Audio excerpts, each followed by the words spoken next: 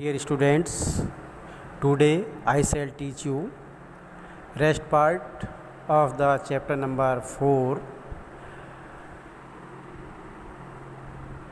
the landscape of the Shao.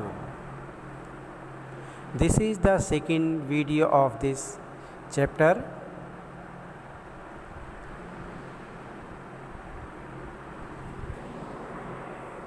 In the Chinese story, the emperor commissions a painting and appreciates its outer appearance. चीनी कहानियों में सम्राट आदेश देता है painting बनाने की और प्रशंसा करता है उसके बाह्य दृष्टिकोण की. But the artist reveals to him the true meaning of his work. लेकिन जो कलाकार है वो प्रकट करता है अपनी कला के सच्चे अर्थ को. The emperor may rule over the territory he has conquered. सम्राट राज्य कर सकता है अपने जीते हुए क्षेत्र पर, but only the artist knows the way within. लेकिन जो कलाकार है वो भीतरी रास्तों को बड़े आराम से जान सकता है. यानी कि एक सम्राट केवल उस क्षेत्र पर राज्य कर सकता है, लेकिन जो कलाकार है उसके अंदर की होने वाली जो गतिविधियां हैं उनको एक कलाकार ही ठीक से जान सकता है. Let me show the way the Dao a word that means both. मुझे रास्ता दिखाने दो, ये जो वाक्य है दाओ के द्वारा कहा गया है, इस शब्द के दो अर्थ हैं. ये दो अर्थ वाला शब्द है, वो द पाथ और द मेथड. एक तो कहिए रास्ता या तरीका. इसके एक अर्थ इस वाक्य का ये होगा रास्ता या तरीका. And the mysterious work of the universe. और इसका जो दूसरा अर्थ होगा वो होगा ब्रह्मांड की रहस्यात्मक रचना. शब्द एक है, वाक्य एक है, लेकिन इसके भिन्न भिन्न अर्थ निकाले गए हैं. दो अर्थों में ये प्रयोग किया गया है, अर्थात दो अर्थी शब्द है. The painting is gone. Painting तो गायब हो जाती है, but the artist has reached his goal. लेकिन जो कलाकार है वो अपने लक्ष्य तक पहुंच जाता है. Beyond any material appearance.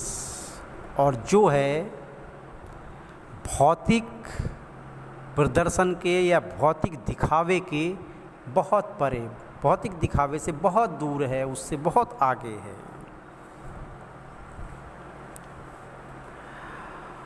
A classical landscape is not meant to reproduce an actual view as would a Western figurative painting.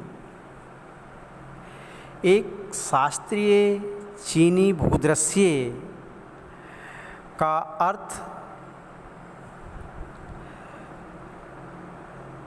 वास्तविक विचार को प्रस्तुत करना नहीं होता है, as would a western figurative painting. जैसा कि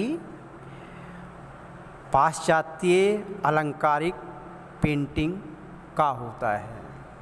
अर्थात एक शास्त्रीय चीनी भूदृश्य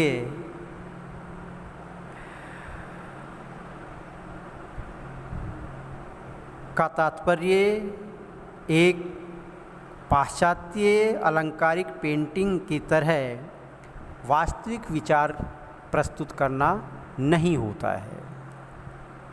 whereas the European painter wants you to borrow his eyes and look at a particular landscape exactly as he saw it. जहाँ एक यूरोपियन पेंटर चाहता है कि आप उसके नज़रिए से उस भूदृश्य को देखें जैसे कि ठीक वह देखता है, फ्रॉम अ स्पेसिफिक एंगल, एक विशेष दृष्टिकोण से। The Chinese painter does not choose a single view point. चीन का जो पेंटर है वो एकात्मक नज़रिए को, एकात्मक दृष्टिकोण का चयन नहीं करता है।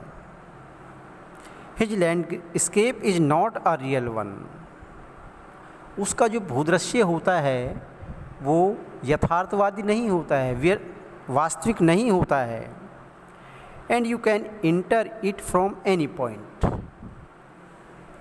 और आप इसमें किसी भी बिंदु से, किसी भी पॉइंट से प्रवेश कर सकते हैं।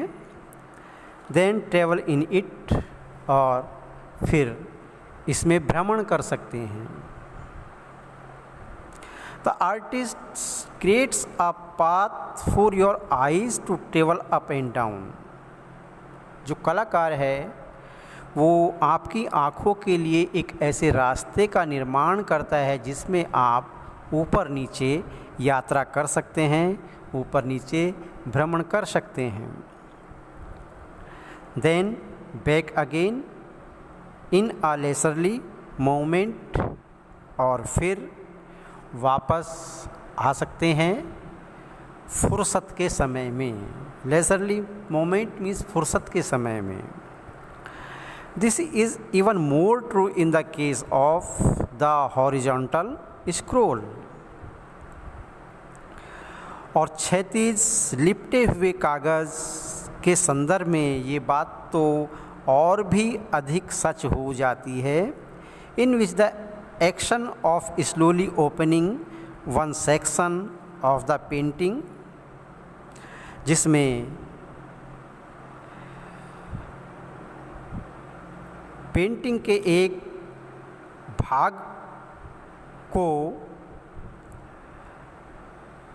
धीरे धीरे खोलना, जिसमें पेंटिंग के एक भाग को धीरे धीरे खोलना। Then rolling it up to move on to other, और फिर बढ़ कर के किसी दूसरे भाग में, पेंटिंग के दूसरे भाग में जाना। ये चीज़ें adds are dimension of time. ये दोनों चीज़ें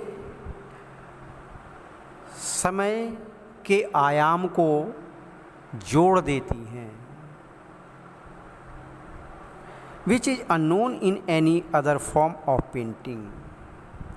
और पेंटिंग के दूसरे रूपों में, या पेंटिंग के दूसरे रूप इस चीज़ से अनजान हैं, अर्थात जो और पेंटिंग हैं उनमें यह बात नहीं पाई जाती है। It also requires the active participation of the weaver. और इसमें दर्शक की सक्रिय भागीदारी की भी आवश्यकता होती है। Who decides at what pace he will travel through the painting। जो इस बात का निर्णय करती है कि दर्शक को पेंटिंग में किस गति से भ्रमण करना है। पेस मीन्स गति, चाल, किस चाल से भ्रमण करना है।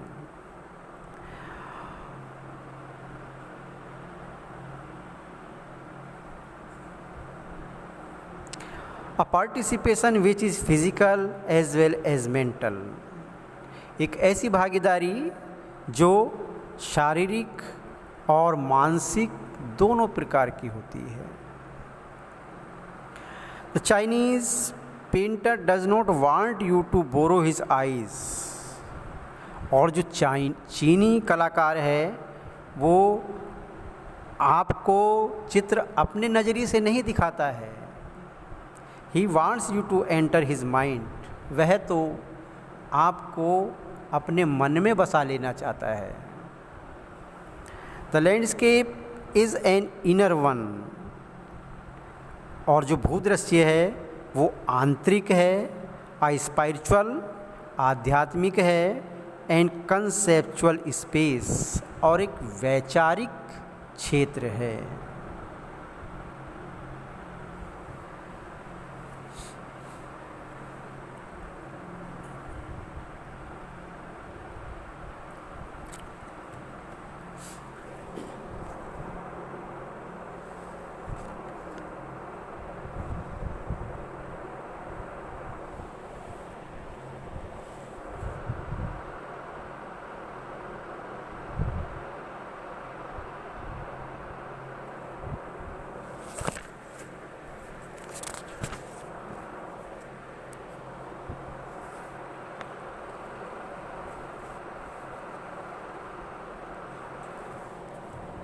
This concept is expressed as सांसुई। इस अवधारणा को सांसुई के रूप में व्यक्त किया गया है। लिटरेली माउंटेन वाटर, जिसका शाब्दिक अर्थ होता है पर्वतीय जल, विच use together represent the word landscape. और इन दोनों शब्दों का एक साथ प्रयोग भूदृश्य शब्द का सूचक है, भूदृश्य शब्द का प्रतिनिधित्व करता है। More than 2 elements of an image, एक इमेज के 2 या 2 से अधिक कारक होते हैं, तत्व होते हैं। दीज रिप्रेजेंट्स 2 कंप्लीमेंट्री पोल्स, और ये जो प्रतिनिधित्व हैं, ये जो प्रतिनिधि हैं, ये 2 पूरक ध्रुवों के सबूत हैं, पूरक ध्रुवों का प्रतिनिधित्व हैं।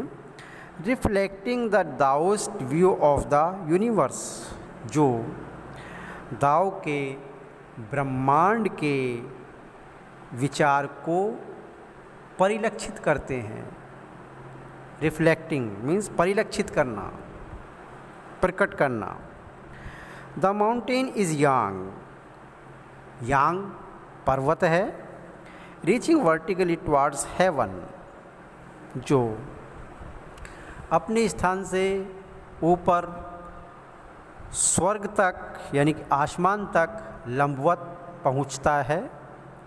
स्टेबल स्थिर, वार्म गर्म, एंड ड्राई इन द सन, और धूप में शुष्क रहता है। वाइल द वाटर इज़ यिन, और यिन जो है पानी है, इसके भिन्न है। यिन पानी है। हॉरिजॉन्टल लंबवत है, and resting on the earth, और पृथ्वी पर टिका हुआ है। फ्लूइड तरल रूप में, मॉइस्ट मुलायम, एंड कूल और ठंडा रहता है। द इंटरेक्शन ऑफ यिन, और यिन की जो प्रतिक्रिया है, क्रिया प्रतिक्रिया है, द रिसेप्टिव ग्रहणशील है। रिसेप्टिव मीन्स ग्रहणशील, धारण करने योग्य। Feminine aspect of universal energy, और इस ब्रह्मांड की ऊर्जा का नारीगत पहलू है। फेमिनिन नारीगत। एंड इट्स काउंटर पार्ट, और इसका जो दूसरा भाग है यांग, एक्टिव एंड मैस्कुलिन, वह सक्रिय है और पुरुषगत है। Is of course a fundamental notion of Daoism, जो दाओवाद के आधारभूत विचार हैं वास्तव में। ऑफ कोर्स वास्तव में। What is often overlooked is an essential third element, और अक्सर जिस किसी कारक की अनदेखी कर दी जाती है वह है एक आवश्यक तीसरा कारक, द मिडिल वॉइड, जो मध्य में स्थित है, शून्य, where there interaction takes place, और जहाँ पर संचार व्यवस्था चालू हो जाती है, संचार व्यवस्था शुरू होती है, घटित होती है। This can be compared with the yoga practice of pranayama. इसकी तुलना हम प्राणायाम के योगाभ्यास से कर सकते हैं। ब्रीथ इन, जैसे प्राणायाम में, योगाभ्यास में ब्रीथ इन सांस अंदर लो, रिटेन सांस रोको, ब्रेथ आउट सांस बाहर छोड़ो। The suspension of breath is the void. सांस को रोकना, सांस को थामना शून्य है। वेयर मेडिटेशन ऑकर्स, जहाँ पर चिंतन होता है, जहाँ पर मनन होता है। The middle void is essential, इसलिए शून्य का होना आवश्यक है। जो मध्य में शून्य है उसकी उपस्थिति आवश्यक है। Nothing can happen without it, और इसके बगैर कुछ भी नहीं हो सकता।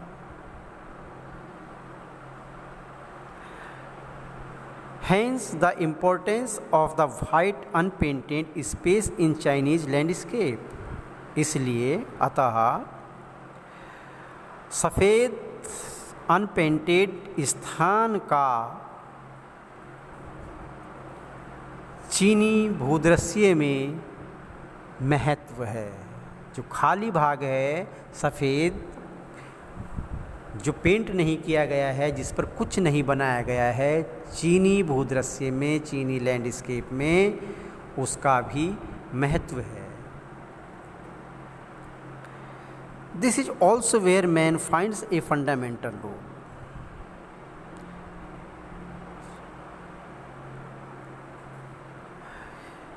यह वही स्थान है जहाँ पर एक व्यक्ति पाता है, प्राप्त करता है अपनी आधारभूत भूमिका।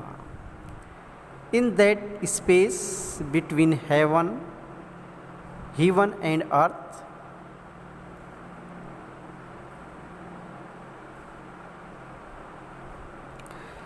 In that space between heaven and earth, पृथ्वी और आसमान के बीच स्थित इस भाग में, यह भाग, he becomes the conduit of communication between both poles of the universe. ब्रह्मांड के दोनों ध्रुवों के बीच संचार व्यवस्था का एक साधन बन जाता है। कंड्यूट कहते हैं माध्यम या साधन या वाहक।